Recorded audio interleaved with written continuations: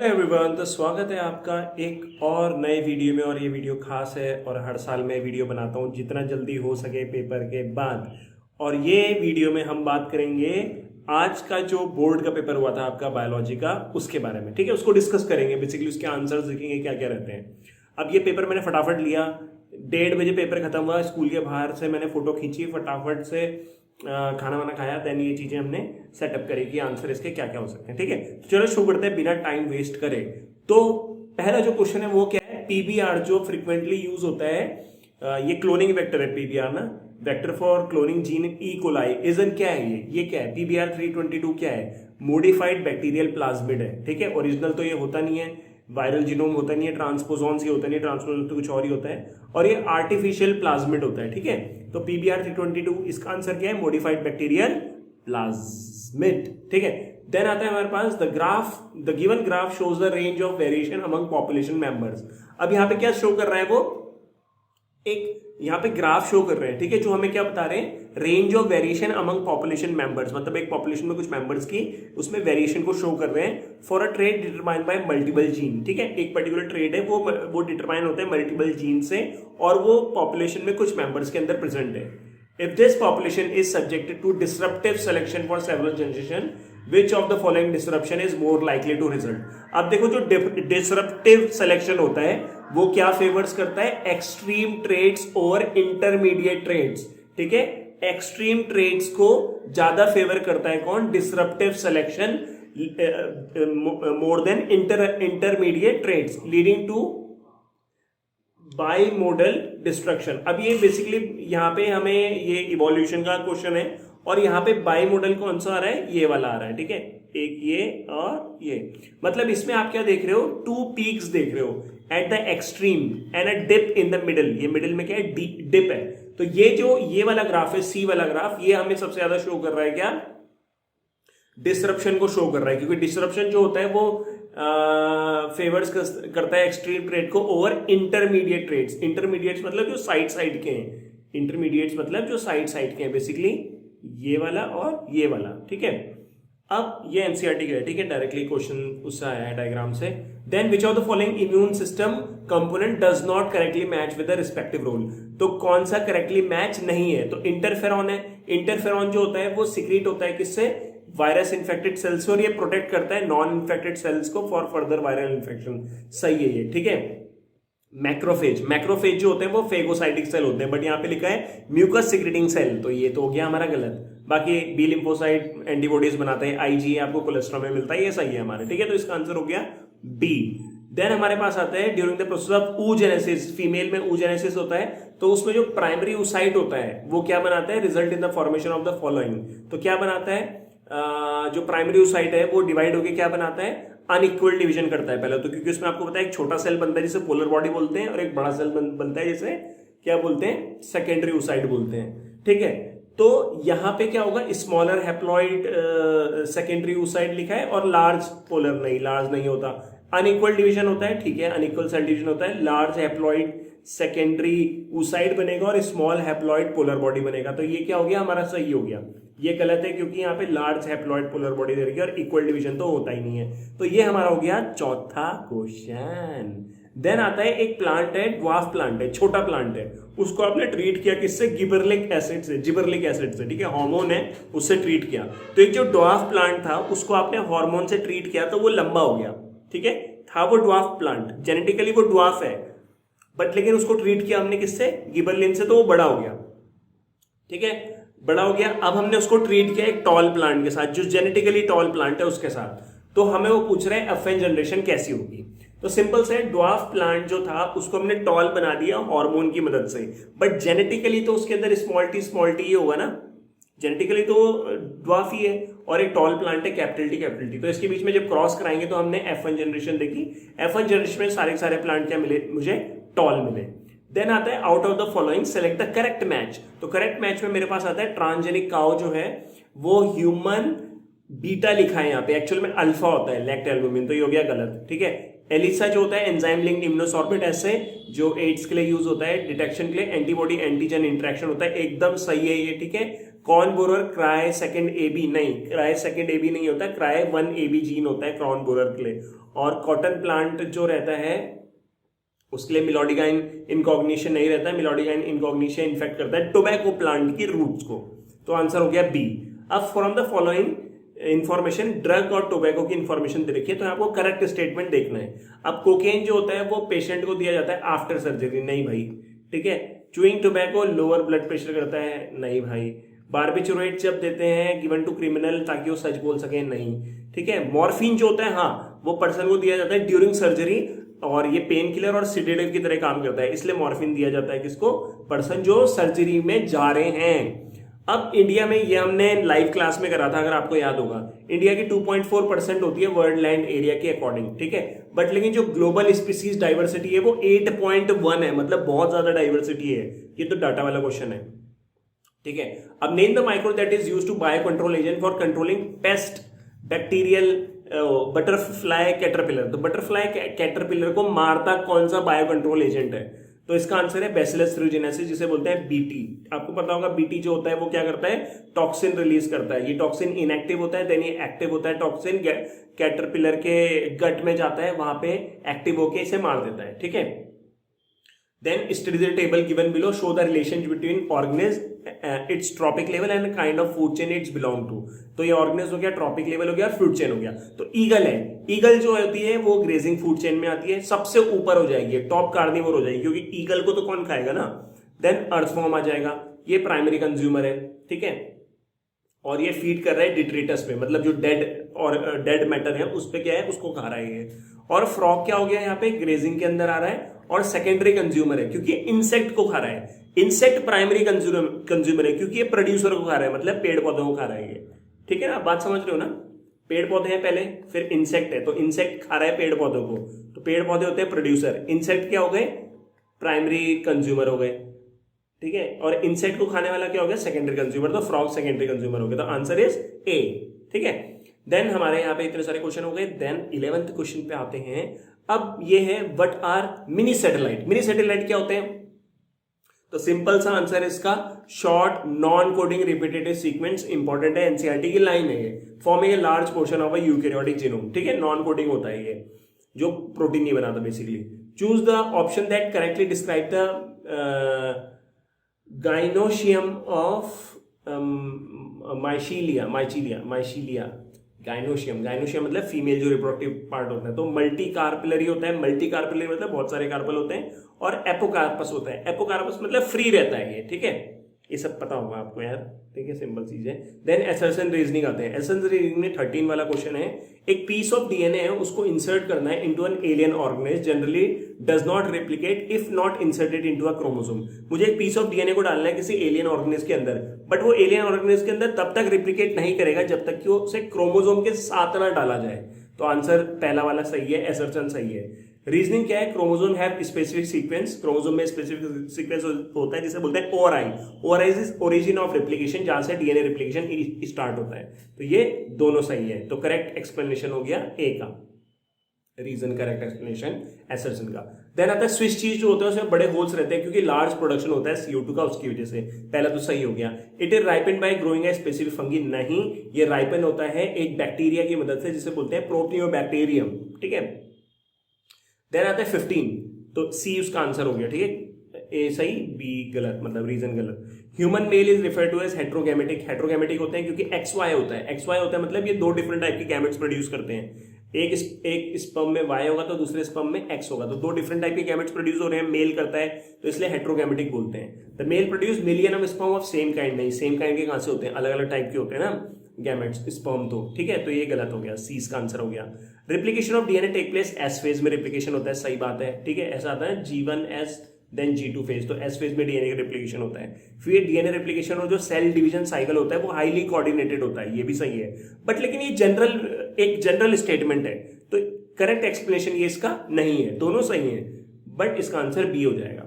Then section B पे आते हैं। सेक्शन बी में 2 नंबर के क्वेश्चन आते हैं, ठीक है, 2 नंबर वाले क्वेश्चन आते हैं। तो 17th है, biotechnology help farmer to get pest resistant cotton plant.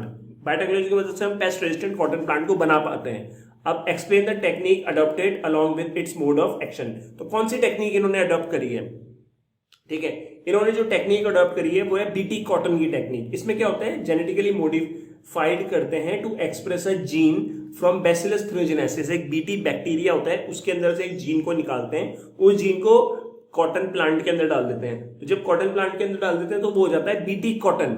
अब बीटी कॉटन के अंदर वो जीन डाल दी तो क्या होगा, बीटी कॉटन के अंदर वो टॉक्सिन बनेगा, और वो टॉक्सिन क्या करेगा, जो भी इंसेक्ट वगैरह इस पे आएंगे ना कॉटन पे, वो मर जाएंगे। ठीक है, ये आपने पढ़ा होगा। अब टेक्निक जो अडॉप्ट हुई है उसमें मोड ऑफ एक्शन कैसे होता है, कैसे काम करता है, तो सिंपल सा है कि बीटी टॉक्सिक जीन जो होती है वो कहाँ रहती है, कॉटन प्लांट के अंदर आपने डाल तो बीटी कॉटन हो गया। ठीक है, अब ये बीटी टॉक्सिक जीन जो होती है ये एक क्या बनाती है, बीटी टॉक्सिन बनाती है। अब ये बीटी टॉक्सिन जो रहता है शुरू में इनएक्टिव रहता है, बट लेकिन जैसे कीड़ा खाता है ना, तो कीड़ा खाएगा तो ये बीटी टॉक्सिन क्या है, कीड़े के अंदर जाएगा, कीड़े के अंदर मिड गट में जाएगा, यहाँ पे गट में। ठीक है, वहां पे अल्कलाइन पीएच होगा, उसकी वजह से क्या होगा, ये जो इनएक्टिव बीटी टॉक्सिन है कन्वर्ट हो जाएगा एक्टिव टॉक्सिन में, और एक्टिव टॉक्सिन में जब ये कन्वर्ट हो जाएगा तो इससे क्या होगा, जो गट सेल्स है वो डैमेज हो जाएंगे और ये मर जाएगा। ठीक है, ये अपन लोगों ने पढ़ा है। अब बोल रहे हैं 2 मॉलिक्यूलर डायग्नोसिस के बारे में बताओ जो डिटेक्ट करता है पैथोजन को फ्रॉम सस्पेक्टेड पेशेंट। अब मॉलिक्यूलर डायग्नोसिस का मतलब क्या होता है, ऐसी टेक्निक जिसकी मदद से हम बीमारी होने से पहले ही पता लगा लेते हैं कि बीमारी होने वाली है। तो पहला क्या है, पीसीआर, पॉलीमरेज चेन रिएक्शन, जिसमें हम क्या करते हैं, पैथोजन के डीएनए को इजीली एम्पलीफाई कर सकते हैं। अगर मान लो भी पैथोजन थोड़ा सा है, तो जैसे आरटीपीसीआर ये यूज हुआ था किसमें, कोविड के टेस्ट में। तो आरटीपीसीआर में क्या कर रहे थे, वायरस का जो आरएनए है उसको डीएनए में कन्वर्ट कर रहे थे, देन डीएनए की मल्टीपल कॉपीज बना रहे थे। फिर अभी तो इतना सा है, मान लो सुई, यार कैसे बताऊं, राई का दाना है ना, राई का दाना इतना सा है, अब राई के दाने उसका नंबर बढ़ने लग जाए तो आपको दिख जाएगा। तो सेम इसी तरीके से बैक्टीरिया अभी 1-2 है, अगर उसका मल्टीपल कॉपी बनाते हैं और अगर वो हमें दिखता है तो इसका मतलब अभी वायरस जो है अंदर प्रेजेंट है स्मॉल अमाउंट में, तो पीसीआर से ही पता चल जाता है। एलिसा जो होता है वो एंटीजन एंटीबॉडी इंटरेक्शन पे काम करता है, वो डिटेक्ट करता है पैथोजन को। ठीक है, अर्ली डिटेक्शन। अब how does a human body respond when vaccine is introduced in it. Vaccine के अंदर क्या रहता है, डेड मैटर, डेड वायरसेस रहते हैं या डेड बैक्टीरियाज रहते हैं या एटेनुएटेड मतलब वीक रहते हैं वो। ठीक है, उसको इंट्रोड्यूस करते हैं, जैसे इंट्रोड्यूस करेंगे तो इम्यून सिस्टम जो हमारी बॉडी का है वो रिकॉग्नाइज कर लेगा कि बाहर से कुछ आया है। उसके अगेंस्ट क्या होगा, प्राइमरी इम्यून रिस्पॉन्स होगा। प्राइमरी इम्यून रिस्पॉन्स में क्या होगा, एंटीबॉडी प्रोड्यूस होंगी बी लिम्फोसाइट की मदद से, और साथ में मेमोरी सेल भी बन जाएगा कि अच्छा ऐसा कोई वैक्सीन की मदद से कोई वायरस आया था। अब ये तो हो गया क्या, इम्यूनिटी डेवलप हो गई, मतलब हमारे अंदर एंटीबॉडीज बन गई। अब मान लो गलती से कभी कोई वायरस हमारी बॉडी में आ जाए, वही वायरस हमारी बॉडी में आ जाए, तो सेकेंडरी इम्यून रिस्पॉन्स होगा। बॉडी को पहले से पता है कि ये ऐसा कोई वायरस पहले भी आया था, तो क्या करेगा बॉडी, बहुत वो जो मेमोरी सेल बने थे वो क्या करेंगे, बहुत सारा यहाँ पे क्या प्रोडक्शन करेंगे, स्ट्रॉन्ग इम्यून रिस्पॉन्स प्रोड्यूस करेंगे और एंटीबॉडीज का प्रोडक्शन भी बहुत ज्यादा होगा, जिसकी वजह से बीमारी नहीं होगी। देन आता है बी में क्या है, humans had innate immunity for protection against pathogen. अब आप जानते हो इनेट and acquired immunity. Innate immunity होती है ये जो बाय बर्थ होती है, बचपन से होती है। आप किसी ने खाना खाया, ठीक है, उस खाने के साथ मान लो कोई पैथोजन एंटर कर गया, तो इनेट इम्यूनिटी के कौन से ऐसे बैरियर हैं जिसकी मदद से हम उस वायरस पैथोजन से बच सकते हैं। तो पहला आता है फिजिकल बैरियर। फिजिकल बैरियर में क्या होता है, म्यूकस मेम्ब्रेन होती है गट में जो ट्रैप कर लेती है पैथोजन को नीचे जाने से, तो बीमारी नहीं होगी। दूसरा आता है फिजियोलॉजिकल बैरियर, ये रहता है एसिड हमारे स्टमक में रहता है, तो खाने के साथ कोई वायरस बैक्टीरिया आएगा तो वो मर जाएगा एसिड की प्रेजेंस में स्टमक में। ठीक है, प्लीज लाइक सब्सक्राइब प्लीज, ठीक है, और शेयर कर देना। देन आता है सेकेंड 19वां, एक फुल्ली डेवलप्ड फीटस है, वो initiates it delivery from mother womb. Explain. अब देखो क्या होता है कि 9 मंथ के बाद क्या होता है कि जो बच्चा है वो फुल्ली डेवलप हो चुका है, तो जो पार्चुरेशन मतलब जो डिलीवरी का जो सिग्नल है वो कहां से जनरेट होता है, फुल्ली डेवलप्ड फीटस से और प्लेसेंटा से। ठीक है, इसकी वजह से क्या होता है, माइल्ड यूट्राइन कॉन्ट्रैक्शन होता है, हल्का हल्का यूट्रस में कॉन्ट्रैक्शन होता है, एनसीईआरटी की लाइन है, जिसकी वजह से होता है फीटल इजेक्शन रिफ्लेक्स। ठीक है, जिसे बोलते हैं fetal ejection reflex. Then subsequently क्या होता है, जो मैटरनल पिट्यूटरी होती है, मतलब मदर की जो पिट्यूटरी होती है, उससे निकलता है ऑक्सीटोसिन, और ये ऑक्सीटोसिन जैसे निकलता है तो ये क्या करता है, कॉन्ट्रैक्शन लाता है यूट्रस में, जिसकी वजह से क्या होता है, डिलीवरी हो जाती है। अब give reason for the following. Why can a women generally not conceive a child after 50 year. 50 साल की बात जो होती है वो वुमेन जो होती है वो कंसीव क्यों नहीं कर पाती है बच्चे को, मतलब प्रेग्नेंट क्यों नहीं हो पाती है।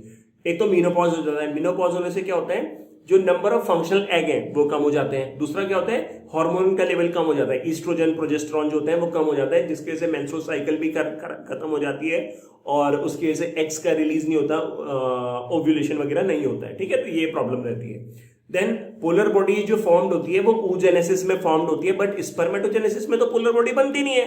तो सिंपल सा इसका आंसर ये है कि जो oogenesis होता है उसमें होता है अनइक्वल डिवीजन, साइटोप्लाज्म का अनइक्वल डिवीजन होता है। मान लो सेल है तो अनइक्वल डिवीजन हुआ, एक बड़ा सेल बनेगा और एक छोटा सेल बनेगा, जिसकी वजह से एक लार्ज ओवम बनेगा और एक स्मॉल पोलर बॉडी बनेगा। बट लेकिन ऐसा कुछ होता नहीं है किसमें, स्पर्मेटोजेनेसिस में। ठीक है, अब यहां दे रखा है उन्होंने few stages that represent time period in evolutionary history of human being are mention in the following chart. तो ह्यूमन बीइंग की जो इवोल्यूशनरी हिस्ट्री है वो यहां पे दे रखी है। तो 15 मिलियन ईयर अगो माया बोलते हैं इसे, इसमें primate walk like gorilla chimpanzee exist, ये ए हो गया पॉइंट। 3.3 से लेके 4 माया तक man like primate walk in eastern Africa में आ गए वो, और fossils of their bones are discovered. Then second MYA में क्या होगा, This ancestors live in East African grassland and ate fruits. Then 1.5 माया में क्या है, this hominid had a brain size of 900 cc and probably ate meat. अब based on above information वो question पूछ रहे हैं, name one primate about 15 MYA. तो Dryopithecus and Ramapithecus के आंसर है, जस्ट एनसीईआरटी की लाइन के ही क्वेश्चन दे रखे हैं। Name one place where fossil of primates were discovered in the East Africa, तो तंजानिया और इथोपिया में मिले थे।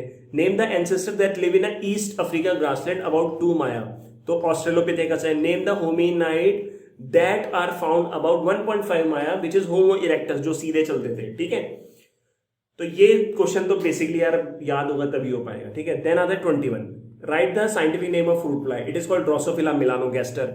व्हाई इट इज, अच्छा मॉर्गन ने अब ड्रोसोफिला मिलानोगैस्टर को ही क्यों लिया था, फ्रूट फ्लाई को क्यों लिया था अपने एक्सपेरिमेंट के लिए।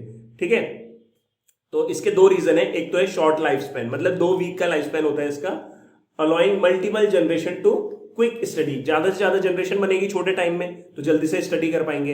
हाई रिप्रोडक्टिव रेट है, मतलब इतना ज्यादा रिप्रोडक्शन करते हैं मतलब बहुत सारे ऑफस्प्रिंग को प्रोड्यूस कर लेते हैं, जिससे स्टडी करने में ज्यादा बेटर रिजल्ट मिलेंगे। ठीक है, देन आता है 22 हमें क्या कहते हैं, name the type of food chain responsible for flow of large fraction of energy in aquatic system and terrestrial ecosystem. एक है एक्वेटिक इकोसिस्टम, एक है टेरेस्ट्रियल इकोसिस्टम। वो पूछ रहे हैं एक्वेटिक इकोसिस्टम में कौन सी फूड चेन है जिसमें सबसे ज्यादा एनर्जी ट्रांसफर होती है, और टेरेस्ट्रियल में कौन सी है। तो देखो एक्वेटिक में है ग्रेजिंग फूड चेन एनसीईआरटी की लाइन, और टेरेस्ट्रियल में डिट्रिटस फूड चेन, इसमें सबसे ज्यादा एनर्जी का फ्लो होता है। अब mention any 2 difference between the food chain, तो फूड चेन का डिफरेंस क्या है, पहला आता है प्राइमरी प्रोड्यूसर का डिफरेंस। ग्रेजिंग फ्रूट चेन जो रहती है उसमें फाइटोप्लैंक्टन से कौन, प्रोड्यूसर मतलब जो क्या कर रहे हैं यहाँ पे, प्रोड्यूस कर रहे हैं, लाइक फोटोसिंथेसिस कर रहे हैं। पर डिट्रिटस फूड चेन में क्या है, डेड ऑर्गेनिक मैटर ही शुरुआत कर रहे हैं, तो यहाँ पे तो डेड ऑर्गेनिक मैटर से शुरुआत हो रही है। ठीक है, और इसमें एनर्जी का ट्रांसफर अगर देखें तो ग्रेजिंग फूड चेन जो रहती है उसमें एफिशिएंट एनर्जी ट्रांसफर होता है, मतलब बहुत अच्छे से क्या होता है, एनर्जी का ट्रांसफर होता है, और यहाँ पे बेसिकली लिविंग ऑर्गेनिज्म है सारे, तो एनर्जी का फ्लो भी ज्यादा होता है, बेटर होता है।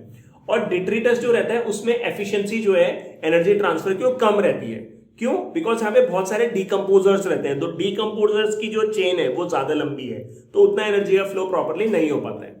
Then 23, name the process involved in the production of nematode resistant tobacco plant using genetically engineering। तो कौन सी प्रोसेस यूज करते हैं, आरएनए इंटरफेरेंस, ये यूज किया जाता है निमेटोड रेजिस्टेंट टोबैको प्लांट को बनाने की। ठीक है, हमने पढ़ा है।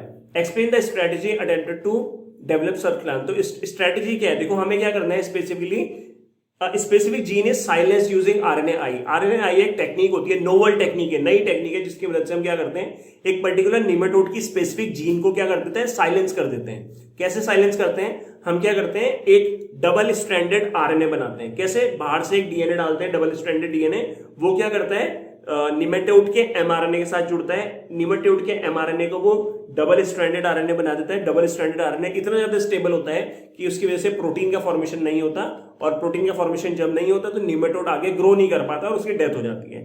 ठीक है, यहां पे हम बहुत डिटेल में नहीं पढ़ेंगे। देन आता है 24 में क्या है, base sequence in one of the strand, तो यहां पे लिखा है एक सीक्वेंस, एक चेन का स्ट्रैंड दिखेगा, तो बहुत सिंपल है, इसका कॉम्प्लीमेंट्री स्ट्रैंड का सीक्वेंस है, तो ए के आगे टी, जी के आगे सी आएगा, ये हमने निकाल दिया। तो देन ये कैसे होते हैं, ये आपस में कैसे जुड़े रहते हैं, तो A डबल बॉन्ड T से जुड़ता है, G ट्रिपल बॉन्ड C से जुड़ा रहता है हाइड्रोजन बॉन्ड की मदद से। Explain the base complementary rule. अब कॉम्प्लीमेंट्री रूल क्या कहता है कि नाइट्रोजनस बेस जो वन स्ट्रैंड में रहता है वो पेयर करता है specific base in the complementary strand, मतलब यहाँ जो नाइट्रोजनस बेसेस होंगे वो इधर के नाइट्रोजनस बेसिस पे कॉम्प्लीमेंट्री स्ट्रैंड बनाएंगे, ठीक है, और वो जुड़ जाएंगे, मतलब A डबल बॉन्ड T के साथ, G ट्रिपल बॉन्ड C के साथ। देन यहाँ पे साइंटिस्ट जो आते हैं उनका नाम क्या है, एरविन चारगाफ, जिन्होंने ये चीज बताई थी, इसे चारगाफ रूल भी बोला जाता है। अब एक विलेज में हेल्थ वर्कर गए और वो ना वुमेन्स के साथ एक सेशन ले रहे हैं, तो उन्होंने क्या बोला, she tell them that one have to careful using oral pills. जब कोई वुमेन ओरल पिल ले रही है, हेल्थ वर्कर जो है विलेज में बता रहे हैं वुमेन्स को कि जब आप ओरल पिल्स ले रहे हो ना तो केयरफुल रहना आपको जरूरी है, ठीक है, एज अ बर्थ कंट्रोल। क्यों, तो wrong uses can eventually promote conception, मतलब अगर गलत तरीके से लेंगे ओरल पिल्स को तो कॉन्सेप्शन हो जाएगा, मतलब प्रेगनेंसी हो जाएगी। गोली किस लिए खा रहे हैं, वो इसलिए खा रहे हैं ना ओरल पिल्स ताकि प्रेगनेंसी ना हो, बट अगर गलत तरीके से लेंगे ओरल पिल्स को तो प्रेगनेंसी हो सकती है, पिल्स अपना असर नहीं दिखाएगी। अब analyse the above statement and compare the merits and demerits of oral pills and surgical method of birth control. तो बर्थ कंट्रोल और ओरल पिल्स में क्या मेरिट्स और डीमेरिट्स हैं, ठीक है। तो ओरल पिल्स में सबसे पहले देखो इजी टू यूज है, खा सकते हैं डायरेक्टली, और नॉन इन्वेजिव है, नॉन इन्वेजिव कोई काटा पीटी नहीं है इसमें। डीमेरिट्स क्या हो गए ओरल पिल्स के, must be taken daily, daily खाना जरूरी है, अगर मिस हो गया तो प्रेगनेंसी हो सकती है, ठीक है। और क्या है इसके डीमेरिट्स क्या है, हार्मोनल साइड इफेक्ट्स, मतलब हार्मोन्स ले रहे हैं ना बाहर से तो उसके साइड इफेक्ट हो सकते हैं, जैसे वेट गेन हो सकता है, दाढ़ी हल्की मुझे दाढ़ी आ सकती है, ठीक है। देन इसके बाद क्या है सर्जिकल का मेरिट क्या है, इट इज परमानेंट और लॉन्ग टर्म है, मतलब एक बार कराना है, जैसे वेसेक्टोमी ट्यूबेक्टोमी। बट इसका डीमेरिट क्या है, सर्जरी होती है, सर्जरी करनी पड़ती है, तो सर्जरी आसान थोड़ी ना होती है, इन्फेक्शन हो सकता है, ठीक है। और नो डेली मेंटेनेंस, एक बार करा दिया फिर हमें कराने की कोई जरूरत नहीं है। बट लेकिन इसका डीमेरिट है इरिवर्सिबल है ये, मतलब एक बार करा दिया तो इसको रिवर्स नहीं कर सकते फिर। देन आता है हमारे पास villager women are confuse to how, अब विलेज की जो वुमेन है ना कंफ्यूज है कि एक थिन मेटल कॉपर लूप को जब यूट्रस में डालते हैं तो वो कैसे प्रेगनेंसी को जो है वो रोक देता है, ठीक है। तो explain the mode of action of IUDs, तो आयोडीज के एक्शन देख लेते हैं क्या क्या है। तो आयोडीज क्या है, कॉपर रिलीजिंग आयोडी की बात करते हैं, ये आयोडीन आयन कॉपर रिलीजिंग आयोडी जो है वो कॉपर आयन को रिलीज करते हैं, जिसकी वजह से क्या होता है, create a hostile environment for sperm. Sperm जो होता है यूट्रस में सर्वाइव नहीं कर पाएंगे इस कॉपर आयन की वजह से, जिसकी वजह से क्या होगा, स्पर्म जो है आगे बढ़ नहीं पाएंगे एग तक और फर्टिलाइजेशन नहीं होगा। देयर हार्मोनल रिलीजिंग आयोडीन में LNG-20 एक एग्जांपल है, लेवोनोगेस्ट्रल इसे बोलते हैं, ये रिलीज करता है हार्मोन को यूट्रस में, जिसकी वजह से क्या होता है, यूट्रस अनसुटेबल हो जाता है इम्प्लांटेशन के लिए और स्पर्म सर्वाइवल के लिए, जिसकी वजह से प्रेगनेंसी जो है नहीं हो पाती है। अब देन इसके बाद क्या आता है, और क्या दिया हुआ है, हाँ ठीक है ये हो गया। देन आता है 26वां क्वेश्चन। अब 26वां क्वेश्चन अपने को क्या बोलता है, mention any 2 advantages of micro propagation which is also tissue culture technique, ठीक है। तो एक तो एडवांटेज क्या है, रैपिड मल्टीप्लिकेशन ऑफ प्लांट, आप बहुत सारे प्लांट को उगा सकते हो, ठीक है, और डिजीज फ्री प्लांट भी बना सकते हो। मान लो ये एक प्लांट है जिसके अंदर डिजीज हो गई है, ये नई उसमें ब्रांच बनी, इस ब्रांच की आपने टिप ली, इसे बोलते हैं मेरिस्टेमेटिक, ठीक है, टिप होती है मेरिस्टेम जो ग्रो करते हैं, तो उस टिप में अभी डिजीज नहीं पहुंची है, तो उस टिप से सेल लिया, उस सेल से आप पूरा एक प्लांट ग्रो कर सकते हो जो डिजीज फ्री होगा, ठीक है। तो ये 2 एडवांटेज हो गई। राइट इन ब्रीफ हाउ ये इस प्रोसेस को कैसे करते हैं, तो सबसे पहले क्या करते हैं, सिलेक्शन ऑफ प्लांट पार्ट करते हैं, कोई पार्ट हम ले लेते हैं प्लांट का, देन स्टरलाइजेशन करते हैं, मतलब माइक्रो वगैरह उस प्लांट पार्ट में होंगे उसे हटा देंगे। Then culture plant part in nutrient media, culture करना है प्लांट पार्ट को न्यूट्रिएंट मीडिया में। न्यूट्रिएंट मीडिया में फिर क्या होगा, जो प्लांट का पार्ट है उसमें सेल डिवीजन होगा, जिसकी वजह से कैलस का फॉर्मेशन होगा। कैलस फॉर्मेशन मतलब सेल कैसे करके ग्रुप बन जाएगा। देन डिफरेंशिएशन होगा, डेवलपमेंट होगा, और ये कैलस किस में कन्वर्ट हो जाएगा, प्लांटलेट, छोटे से प्लांट में। देन इस प्लांटलेट को सॉइल में डाल देंगे और अपना काम हो गया यहाँ पे। Name any 2 important food grown commercially by this method, तो हम टिश्यू कल्चर से बनाना और शुगर केन को ग्रो करते हैं। देन जो प्रोसेस ऑफ इवोल्यूशन है, the process of evolution of different species in a given geographical area started from a point and literally radiate to the other geographical area, explain it with an example. देखो ये एक point है, इससे ऐसे करके radiate होना, मतलब क्या है इसका कि यहाँ पे कोई एक लिविंग ऑर्गेनिज्म रहता था, अब इसके ना जो बच्चे कुच्चे जो भी हैं वो अलग अलग डायरेक्शन में जाने लग गए, ठीक है, अलग अलग डायरेक्शन में जो है जाने लग गए। तो जो वो अलग अलग डायरेक्शन में गए तो एक पर्टिकुलर जगह से ही गए, तो इसका मतलब क्या है, इनका जो एंसेस्टर है वो तो कॉमन है, ये कॉमन एंसेस्टर थे, इसमें से निकल करके कुछ अलग अलग जगह पे चले गए। इसे क्या बोलते हैं, इसे बोलते हैं अडेप्टिव रेडिएशन, ठीक है, और वो अलग अलग जगह पे चले गए। इसको एग्जाम्पल समझाए तो डार्विन फिंचेस है। डार्विन फिंचेस का आपने देखा होगा, उनकी जो चोंच होती है वो पहले कैसी थी, एक नॉर्मल शेप थी उसकी, बट अब वो अलग अलग हो गई, ठीक है ना। ये था ऐसे करके कोई पहले कोई यहाँ पे डार्विन फिंचेस मतलब चिड़िया थी यहाँ पे कोई, देन वो चिड़िया के कुछ चिड़िया इधर चली गई, कुछ इधर कुछ इधर कुछ इधर, अलग अलग जगह पे चली गई। तो इसकी वजह से क्या हुआ, कुछ फल खाने लगी, कुछ पत्ते खाने लगी, कुछ सीड खाने लगी, कुछ इंसेक्ट खाने लगी, जिसकी वजह से उनकी चोंच अलग अलग हो गई। तो शुरुआत तो उनकी एक ही जगह से हुई थी, बट वो अलग अलग जगह पे चली गई, तो उनकी चोंच अलग अलग हो गई। तो ये होता है अडेप्टिव रेडिएशन, ठीक है। अब cite an example where more than one adaptive radiation has occur. अब एक से ज्यादा अडेप्टिव रेडिएशन हो रहा है, मान लो यहाँ पे एक ही अडेप्टिव रेडिएशन, एक ही अडेप्टिव रेडिएशन। अब जब भी दो अडेप्टिव रेडिएशन होंगे तो देखो ये ऐसा है, ये अब ये देखो ये अडेप्टिव रेडिएशन अलग है, ये अलग है, ये ऐसे हो रहा है। अब ये और ये देखो ये पास आ रहे तो क्या होगा, ये वाला जो ऑर्गेनिज्म होगा, ये वाला जो ऑर्गेनिज्म होगा, ये एक ही जगह पे जा रहे हैं, यहाँ पर्टिकुलर जगह पे, तो ये और ये सिमिलर हो जाएंगे, ठीक है। तो यहाँ पे ये देखो ये पास पास आ रहे हैं, ये इधर के पास पास आ रहे हैं, इसको बोला जाता है क्या, कन्वर्जेंट इवोल्यूशन। इसमें क्या हो रहा है, कन्वर्जन हो रहा है, मतलब ये पास पास आ रहे हैं, कन्वर्जेंट इवोल्यूशन, ठीक है। तो name the type of evolution, it is called convergent evolution. और एग्जांपल अगर हम इसका देखें तो ऑस्ट्रेलियन मार्सुपियल जो होते हैं वो क्या करें, एक पर्टिकुलर जगह से ऐसे करके डेवलप करें, ठीक है, अलग अलग उस पर, जिसमें कंगारू वगैरह आ गए थे। देन और कंगारू वगैरह जो आ गए थे वो अब किससे मैच कर रहे हैं, प्लेसेंटल मैमल से। मतलब एक तरफ प्लेसेंटल मैमल का हुआ ये अडेप्टिव रेडिएशन, दूसरी तरफ किसका हुआ, ऑस्ट्रेलियन मार्सुपियल्स का हुआ। अब वो ऐसे पास पास आ गए, तो पास पास आ गए तो उनमें क्या आ गई, सिमिलैरिटीज आ गई, ठीक है, पढ़ा होगा अगर आप लोगों तो आ जाएगा सामने। अब एक पर्सन है सफर कर रहा है हाई ग्रेड फीवर, तो बहुत बुखार आ रहा है, ठीक है। तो which symptom will help to identify if he she is suffering for typhoid, pneumonia and malaria. अब भाई कौन सी बीमारी है, बुखार तो तीनों में आता है, बट लेकिन हमें और भी सिम्टम पता होने चाहिए। तो टाइफाइड में सस्टेन हाई फीवर रहता है, लंबे टाइम तक रहता है, वीकनेस रहती है, स्टमक पेन रहता है, कॉन्स्टिपेशन रहता है। निमोनिया में क्या है, फीवर रहेगा, कफ रहेगा, म्यूकस निकलेगा, डिफिकल्टी इन ब्रीदिंग और चेस्ट पेन होगा क्योंकि उसमें पानी भर जाता है एल्वेलाई में। देन मलेरिया में क्या होगा, फीवर विद चिल्स आएगा, जब हीमोजोइन रिलीज होता है, आरबीसी फटते हैं, फिर स्वेटिंग होगी और बॉडी एक्स हो जाएंगे, ठीक है। तो ये पता होना चाहिए, सिंपल सी चीज। देन हमारे पास क्वेश्चन आता है 29 में क्या है, ये बेस्ड है पॉलिनेशन पे question. Study the following carefully and answer the following question that follows. तो फिगर ए और फिगर बी मेरे पास यहाँ पे दो दे रखे हैं। फिगर ए जो है वो मुझे क्या रिप्रेजेंट कर रहा है, क्रॉस पॉलिनेशन, और बी रिप्रेजेंट कर रहा है सेल पॉलिनेशन।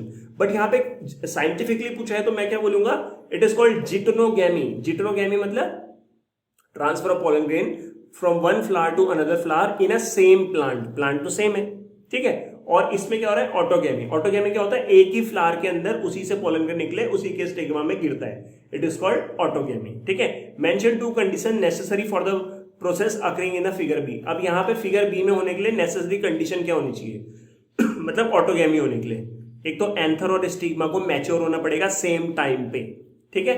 अभी एंथर मैच्योर हो गया, स्टिग्मा नहीं, मत तो ऑटोगैमी नहीं होगी, एक साथ होना पड़ेगा mature. Anther must close to stigma, और एंथर स्टिग्मा के क्लोज होना चाहिए। देन हमारे पास आता है क्या, सी वाला, स्टेट वन एडवांटेज और डिसएडवांटेज इसकी ऑटोगैमी की। एडवांटेज तो क्या है, प्योर पैटर्नल ट्रेड आएगा, मतलब जैसे पेरेंट्स होंगे वैसे उसके बच्चे होंगे, जेनेटिक स्टेबिलिटी रहेगी, सेम टू सेम रहेंगे, ठीक है। मतलब जेनेटिकली वो प्रिजर्व रहेंगे, उनकी जो वो है अंदर की जो भी जेनेटिक वो है मेकअप, ठीक है। बट लेकिन क्या होगा, रिड्यूस जेनेटिक वेरिएशन। बार बार ऑटोगैमी होगी तो क्या होगा, वेरिएशन आएगा नहीं, क्योंकि बाहर से कोई पोलन आ नहीं रहा है। तो इसकी वजह से क्या हो सकता है, आगे की जो स्पीसीज हैं उनके खतरे होने का चांस, मतलब उनकी खत्म होने का चांसेस रहते हैं, क्योंकि वेरिएशन आएगी तभी इवोल्यूशन होगा, तभी वो सर्वाइव करेंगे। देन सी आता है, name one plant where in some flower only the process in figure B take place. अब उसने बोला है कोई ऐसा प्लांट बताओ जिस प्लांट के फ्लावर में सिर्फ वो प्रोसेस बी होती है, ठीक है, और give the reason responsible for it. तो देखो पीज, पीनट, वियोला सॉरी और कॉमलिना ये एग्जांपल है। इसमें क्या होता है, क्लिस्टोगैमस फ्लावर होते हैं, कास्मोगैमस होता है, क्लिस्टोगैमस फ्लावर होता है। तो इसमें क्लोज फ्लावर होता है। अब क्लोज फ्लावर है तो उसके अंदर तो ऑब्वियसली बात है क्या होगा, ऑटोगैमी होगी, मतलब यहां से पोलन निकलेगा यहीं पे गिर जाएगा, सिंपल सा, ठीक है। देन 30 क्वेश्चन आता है, study the figure given below and answer the question that follow. तो इसमें मेरे पास ये दे रखा है, ये क्या है मेरे पास, सीवेज ट्रीटमेंट के बारे में दे रखा है। तो identify the figure and state it important. तो फिगर मुझे क्या बता रहा है, एक्टिवेटेड स्लज प्रोसेस बता रहा है। इसमें एक्टिवेटेड स्लज डाइजेस्टर भी रहेगा आगे पे, ठीक है, और एक्टिवेटेड स्लज जो है सेटलिंग टैंक में डाला जाता है, उस तरीके से वो सेटल होता है, ये हमने पढ़ा है। Use in a sewage treatment, तो ये क्या है, एक्टिवेटेड स्लज प्रोसेस दिखा रहे हैं जो सीवेज ट्रीटमेंट में होती है। अब उसकी इंपॉर्टेंस क्या है, help in biological treatment of waste water, sewage को ट्रीट करना माइक्रोब्स की मदद से, वो यहां पे हो रहा है। Why is air diffuse into aerator tank, aerator tank में हवा क्यों डाल रहे हैं, एरेटर टैंक में हवा इसलिए डाल रहे हैं ताकि जो एरोबिक बैक्टीरिया यहाँ पे प्रेजेंट है ना वो ग्रो कर सकें, और एरोबिक बैक्टीरिया जितना ग्रो करेंगे तो वो फ्लॉक बनाते हैं, बैक्टीरिया फंगस के साथ मिलकर मैश लाइक स्ट्रक्चर बनाता है फ्लॉक, जिसकी वजह से क्या होता है, ऑर्गेनिक मैटर कंज्यूम होगा, ऑर्गेनिक मैटर जितना कंज्यूम होगा उतना क्या होगा, हमारा जो सीवेज है वो साफ होगा। देन सी का वन क्या कहता है, what changes take place in a settling tank. अब ये जो अपना सेटलिंग टैंक है ये वाला, यहां पे क्या होता है, तो सबसे पहले तो यहाँ पे क्या होता है, सेटलिंग टैंक में जो एक्टिवेटेड स्लज है वो नीचे सारा जमा हो जाता है, उसे बोलते हैं फ्लॉक, जो नीचे पूरा जमा हो जाता है, एक्टिवेटेड स्लज वो बॉटम में जमा हो जाता है।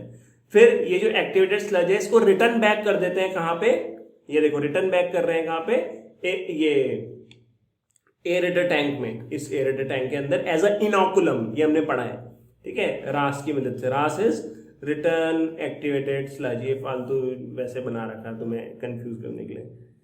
देन आता है बीओडी। बीओडी क्या है, biological biochemical oxygen demand related to organic matter present in the water. कैसे बीओडी रिलेटेड है ऑर्गेनिक मैटर से।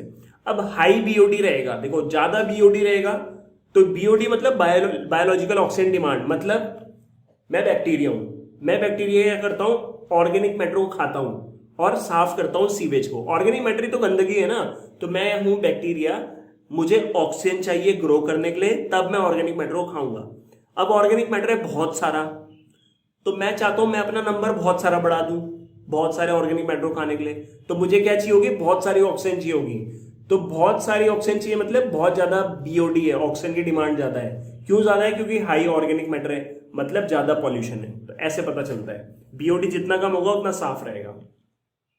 अब what is test cross. Test cross क्या होता है, ये क्रॉस होता है between an organism with dominant phenotype and a homozygous recessive organism to determine genotype of a dominant organism। देखो ये मेरे पास एक टॉल प्लांट है, इस टॉल प्लांट मेरे यहाँ पे रखा हुआ, टॉल प्लांट यहीं पे रखा हुआ, इस टॉल प्लांट का जीनोटाइप कैपिटल टी भी हो सकता है, कैपिटल टी स्मॉल टी भी हो सकता है, मुझे नहीं पता, पर मुझे यही पता करना है कि जो मेरे पास ये F2 F1 जनरेशन में जो मेरे पास ये डोमिनेंट फिनोटाइप वाला प्लांट है इसका जीनोटाइप क्या है, कैपिटल टी है, कैपिटल टी स्मॉल टी है। तो ये पता करने के लिए हम क्या करते हैं, इस टॉल प्लांट को क्रॉस कराते हैं ड्वार्फ प्लांट के साथ, मतलब रिसेसिव के साथ क्रॉस किया जाता है, ठीक है। अब मान लो, पहले मैं एग्जांपल लेके चलता हूं कि मान लो कि मेरा जो प्लांट है वो कैपिटल टी है, मान लेते हैं, कॉपी में हमने टेस्ट किया, तो करने पे हमने देखा कि भाई अगर ये क्या कर रखा है मैंने, हाँ कैपिटल टी है, ठीक है। अगर सारे के सारे टॉल प्लांट आएंगे तो मैं समझ जाऊंगा कैपिटल टी स्मॉल टी है, ये वाला है। बट अगर मैं ये मान के चलता हूँ कैपिटल टी स्मॉल टी, और अगर 50% टॉल मिलते हैं 50% ड्वार्फ मिलते हैं, तो मैं समझ जाऊंगा कि ये वाला है, ठीक है। तो पहले हम कॉपी में करेंगे, देन हम प्रैक्टिकली सामने करेंगे, क्रॉस करेंगे पोलन लेके, और जो हमें रिजल्ट मिलेगा उस तरीके से हम पता लगा लेंगे, अच्छा ये इसमें ये वाला जीनोटाइप इसमें है। अब जो ह्यूमन फीमेल होती है वो रेयरली हीमोफिलिक क्यों होती है, देखो ह्यूमन जो फीमेल होती है उसमें जीनोटाइप क्या होता है, XX होता है, ठीक है। और ये कैसी है, एक्स लिंक रिसेसिव डिजीज है। रिसेसिव डिजीज मतलब जब दोनों के दोनों ये क्रोमोसोम जो हैं, ये जीन जो हैं, ये रिसेसिव होंगे तभी जाके वो बीमारी होगी। अब मेल में क्या होता है, ये एक्स है, ये होता है डोमिनेंट, वाई क्या होता है, रिसेसिव होता है, एक्स जो डिफेक्टिव होगा, एच लिख देते हैं, डिफेक्टिव होगा वो रिसेसिव होगा। ठीक है, अब देखो मेल के केस में क्या होता है, मेल के केस में होता है एक्स वाई, वाई तो पहले से रिसेसिव है, ठीक है, और अगर एक्स एक डिफेक्टिव हो गया तो ये भी रिसेसिव हो जाएगा, तो दोनों रिसेसिव हो जाएंगे तो बीमारी हो जाएगी। बट फीमेल के केस में क्या है, एक्स एक्स है, मतलब कि अगर एक एक्स डिफेक्टिव हो भी गया तो दूसरा तो डोमिनेंट है, तो ओवरऑल ये बीमारी उसको नहीं होगी, बट ये कैरियर हो जाएगी ये। ठीक है, तो फीमेल में दोनों एक्स डिफेक्टिव होने चाहिए तभी जाके बीमारी होगी, इसलिए रेयर होता है फीमेल में हीमोफीलिया। अब explain with an help of cross, ये मैंने हेल्प ऑफ क्रॉस से हमने बता दिया। ठीक है, under what condition can haemophilic female be born, अब हीमोफिलिक फीमेल बोर्न कब होगी, जब फादर जो है वो हीमोफिलिक होने चाहिए और जो मदर है एटलीस्ट कैरियर होनी चाहिए, तब जाके होगी। तो ये क्रॉस देखो यहाँ पे कर रखा है, ये हो गई फीमेल जो हीमोफिलिक हो गई। ठीक है, अब how do haemophilic patient suffer, haemophilic patient को क्या होता है, अगर हल्का सा भी कट लग गया तो बहुत सारा खून बहेगा, खून बहेगा तो रुकता नहीं है, मतलब ब्लीडिंग जो होती है रुकती नहीं है, क्योंकि उसमें ब्लड क्लॉट नहीं हो पाता। अब ये मुझे दिखा रहेगा यहाँ पे क्या, ये उसके बारे में दिखा रहेगा मुझे, ट्रांसक्रिप्शन एंड ट्रांसलेशन के बारे में। तो ए क्या है, ट्रांसक्रिप्शन, मतलब डीएनए से बना hnRNA, hnRNA is heterogeneous nuclear RNA, primary transcript भी बोलते हैं इससे, तो इससे बना डीएनए से आरएनए, इट इज ट्रांसक्रिप्शन, जो कि न्यूक्लियस में होता है। देन आपको पता है यहाँ पे एक्सॉन इंट्रॉन रहते हैं, एक्सॉन जो रहते हैं वो तो काम के रहते हैं, ये कोडिंग सीक्वेंसेस होते हैं, और ये क्या होते हैं, नॉन कोडिंग होते हैं। तो मेरा काम क्या है, इनको हटाना, इंट्रॉन्स को हटाते हैं हम, जिसको बोलते हैं आरएनए स्प्लाइसिंग। आरएनए स्प्लाइसिंग की मदद से इंट्रॉन्स को हटा देते हैं, और सिर्फ क्या बचते हैं यहाँ पे, एक्सॉन्स बचते हैं बस, और फिर ये मैच्योर ट्रांसक्रिप्ट होता है जिसे बोलते हैं एमआरएनए। ठीक है, फिर एमआरएनए से प्रोटीन बनेगा, एमआरएनए से प्रोटीन बनने की प्रोसेस को बोलते हैं ट्रांसलेशन, जो कि साइटोप्लाज्म में होती है और राइबोसोम में होती है मोर स्पेसिफिकली। ठीक है, तो ये इवेंट कहाँ होता है हमने देख लिया। Explain the change take place during event B, event B जो रहता है वो क्या है, हमारा आरएनए स्प्लाइसिंग होता है, जिसमें इंट्रॉन जो होता है वो हट जाते हैं, इंट्रॉन्स रिमूव हो जाते हैं और एक्सॉन ज्वाइन हो जाते हैं सारे के सारे, जो कि कोडिंग है। ठीक है, साथ में कैपिंग टेलिंग भी होती है। कैपिंग में क्या होता है कि मिथाइल गुआनोसिन ट्राइफॉस्फेट जो है वो जुड़ जाता है 5' एंड पे एक मॉलिक्यूल, और 3' एंड पे पॉली ए टेल जुड़ जाती है, पॉली एडिनाइलेट मॉलिक्यूल जुड़ जाते हैं 200 से 300। ठीक है, तो ये क्यों जुड़ते हैं, ताकि जो आरएनए है वो प्रोटेक्टेड रह सके। अब how does alien species invasion, अब मान लो कोई एलियन स्पीसीज इन्वेजन हो गया तो उसकी वजह से बायोडाइवर्सिटी कैसे लॉस होगी। मान लो ये कोई जंगल है, इस जंगल में हम एक ऐसे एनिमल को लेके आ गए जो यहाँ का कभी था ही नहीं, तो ये क्या हो गया, एलियन हो गया, बाहर से लेके आए हम इसको, तो इसके आने से यहाँ पे बायोडाइवर्सिटी लॉस कैसे होगी। तो पहले होगा कंपटीशन, कंपटीशन मतलब बाहर से कोई एलियन स्पीसीज आ गई, वो खाने के लिए कंपीट करेगी, जगह के लिए कंपीट करेगी, लड़ाई झगड़ा होगा। फिर प्रिडेशन, ये एलियन स्पीसीज यहाँ पे जो स्पीसीज है उन्हें खाएगी तो कमी होगी। फिर हो सकता है कि ये एलियन स्पीसीज बाहर से कोई डिजीज भी लेके आ जाए, नई बीमारी, जिससे यहाँ पे बीमारी फैल जाए और खत्म हो जाए। ठीक है, अब यहाँ पे क्या है, how does the following contribute to biodiversity loss. तो नील पर्च है, नील पर्च जो है वो एक फिश है जिसको इंट्रोड्यूस किया था लेक विक्टोरिया में, एनसीईआरटी की लाइन है, एक्सटिंक्ट ऑफ, ये हमने लाइव में भी तो पढ़ा था, इसकी वजह से एक्सटिंक्ट हो गई चिचलेट फिश, वहां की चिचलेट फिश जो है खत्म हो गई। ठीक है, दूसरा लेंटाना है, लेंटाना जो है वो आउट कम्पीट किया उसने नेटिव प्लांट को, मतलब वो इतने जल्दी ग्रो किया कि उसने वहां के जो प्लांट हैं उनको खत्म कर दिया। फिर इकॉर्निया क्रेसिपस है, टेरर ऑफ बंगाल। ठीक है, ये हम लेके आए थे क्योंकि इसमें बहुत सारे बढ़िया फूल वगैरह थे, पत्ते अच्छे थे, तो इसने ये भी बहुत देर से ग्रो किया, इसने वाटर बॉडीज को रोक दिया, नदी जैसे नदी जो है बह रही थी उसे रोक दिया, ऑक्सीजन की कमी कर दी उसके अंदर, जिसकी वजह से वहां पे एक्वेटिक लाइफ जो है खराब हो गई। फिर क्लेरियस गैरेपिनस, ये इन्वेजिव कैट फिश है, इसने क्या किया, जो हमारे यहाँ की फिशेस थी उनको मारना शुरू कर दिया और पॉपुलेशन डिक्रीज कर दी। Then why have certain region have declared as biodiversity hotspot by environmentalist of the world में जो इन्वायरमेंटलिस्ट हैं उन्होंने ना कुछ बायोडाइवर्सिटी हॉटस्पॉट बनाए हैं। बायोडाइवर्सिटी हॉटस्पॉट वो एरिया होते हैं जहाँ पे डाइवर्सिटी जो होती है स्पीसीज की बहुत ज्यादा होती है, मतलब वहां पे बायोडाइवर्सिटी बहुत ज्यादा होती है और large number of endemic species वहां पे मिलती है। ठीक है, अब बायोडाइवर्सिटी हॉटस्पॉट्स क्यों बनाए गए, ताकि भाई हम लोग उस पर ध्यान दें, उसे प्रोटेक्ट करें और हमारी बायोडाइवर्सिटी बची रहे, ये हमने पढ़ा था लाइव में। Name any 2 such reason, biodiversity hotspots हमारे कौन से, वेस्टर्न घाट्स एंड हिमालयाज। ठीक है। Name the equation for world पर लॉजिस्टिक ग्रोथ की इक्वेशन है dN/dt is equal to Rn k minus n upon k is called carrying capacity, ठीक है। n रिप्रेजेंट कर ही रहा है वो population density, r is intrinsic rate, ये हो गया। Then draw a graph for the population whose population density has reaches carrying capacity. अब मान लो ये है पॉपुलेशन डेंसिटी, ये है टाइम के साथ साथ क्या हुआ, पॉपुलेशन बड़ी बड़ी बड़ी बड़ी, देन ये एक कैरिंग कैपेसिटी है ये ग्राफ में, ये इसके पास आ गई, ठीक है। तो वही है reach carrying capacity. Carrying capacity का मतलब होता है कि एक जंगल में मान लो जंगल में 10 शेर रहते हैं, तो उस जंगल की क्षमता है कि वो 10 शेर को आसानी से खाना दे सकता है, आसानी से उसको रहने की जगह दे सकता है। तो वो 10 क्या हो गई, कैरिंग कैपेसिटी हो गई शेर के लिए। 10 से जैसे 11 होंगे शेर, तो क्या होगा, शेरों में लड़ाई शुरू हो जाएगी, और लड़ाई शुरू होगी फिर 10 हो जाएंगे, क्योंकि लड़ाई झगड़े से क्या होता है, डिक्रीज होता है। तो के होता है कैरिंग कैपेसिटी। फिर एक वो ग्राफ बनाने के लिए कह रहा है जब non limiting to growth of the population. मान लो यहाँ पे, अच्छा ये चीज क्यों हुई, ये ऐसे ऐसे बड़ा बड़ा, फिर ये ऐसे सीधे क्यों हो गया कैरिंग कैपेसिटी का, क्योंकि यार खाना पानी वो सब कुछ रहने की जगह वो लिमिटेड है, तो यहाँ पे लिमिटेड है हर चीज ना, और लिमिटेड है तो एक लिमिट से ऊपर नहीं बढ़ सकती पॉपुलेशन। बट इस केस में उसने बोला कि अब नॉन लिमिटिंग है, मान लो सब चीज, खाना भी बढ़िया है, रहना भी बढ़िया है, सब कुछ ज्यादा है, तो वो ग्रोथ क्या होगी, बहुत तेजी से बढ़ना शुरू हो जाएगी। ग्रोथ क्या होगी, बहुत तेजी से होगी, तो वो कैरिंग कैपेसिटी से भी ऊपर निकल जाएगी।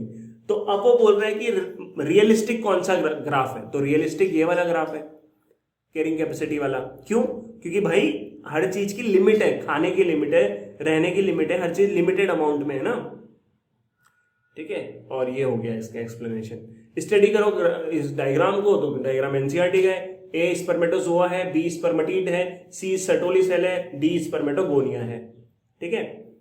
And what will be the number of chromosome in secondary spermatocyte and spermatids, दोनों हैप्लॉइड होता है, 23 क्रोमोसोम नंबर इनमें रहता है, ठीक है।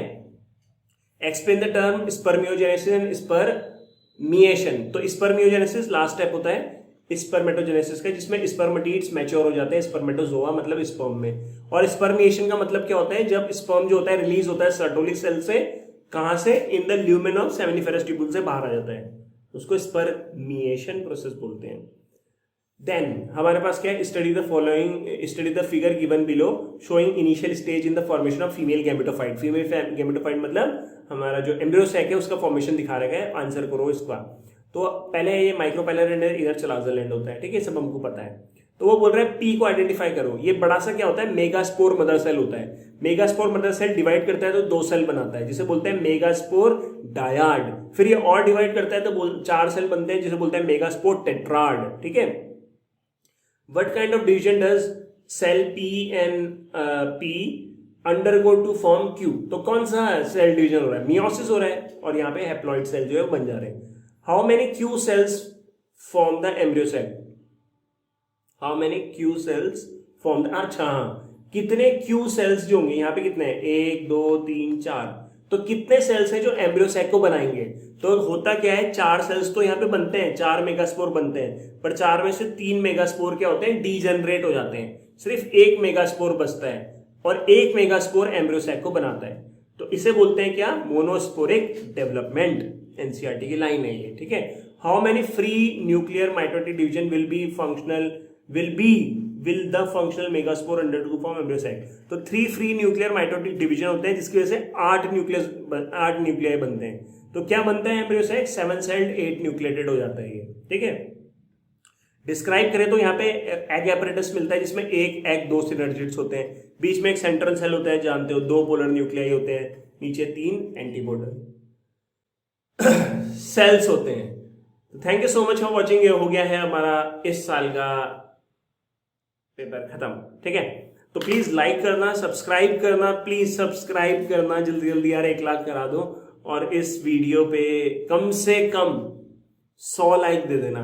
बहुत ही छोटा सा वो दे रहा हूं मैं, क्योंकि लाइक आते नहीं है इतने, तो प्लीज लाइक दे देना। Thank you so much for watching, bye bye.